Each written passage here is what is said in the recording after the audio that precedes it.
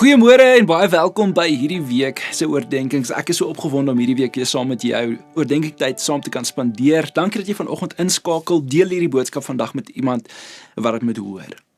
Maar ons sê maklik, God is eerste in my lewe.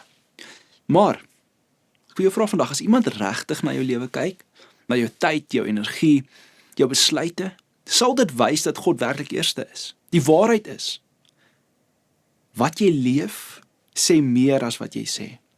Ons skrifgedeelte vir vandag is Eksodus 20 vers 3 wat sê, jy mag nie nog ander gode buitendien my aanbid nie. God sê, ek is eerste. Nie tweede nie, nie deel van die lys nie, eerste. Maar baie van ons leef met 'n eerste stoel wat reeds vol is. Ons bedoelings en ons werklikheid stem nie ooreen nie. Ons sê God is eerste, maar in praktyk is dit dalk skool of werk eerste, familie of verhoudings tweede, geld en sekuriteit derde, en eers in daai lysie is daar 'n plek vir God. En dis nie dat ons God heeltemal ignoreer nie, ons skuif hom net af van die lysie. En afgoderry is nie net slegte goed nie. Ons dink afgoderry is goue beelde en vreemde gode, maar in werklikheid is dit baie nader aan ons as wat ons dink. Dit kan sport wees, dit kan jou liggaam wees, jou verhoudings, jou sukses, jou selfbeeld, selfs 'n koppie koffie. Selfs goeie dinge word gevaarlik wanneer dit God se plek vat. So God vra eerste plek, omdat hy weet, jou lewe kan nie sonder hom nie. En hier is die ding, God probeer nie iets van jou wegvat nie, hy probeer jou beskerm.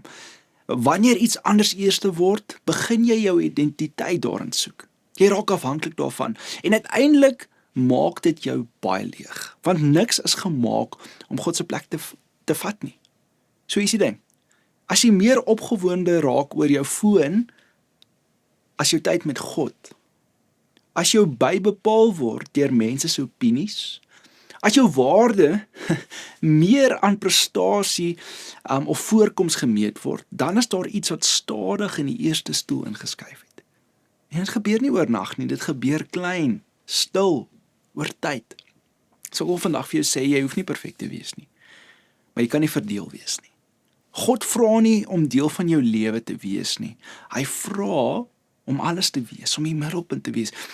En die vraag is nie, is God belangrik vir jou nie, die vraag vandag is hy eerste? Kom ons bid saam.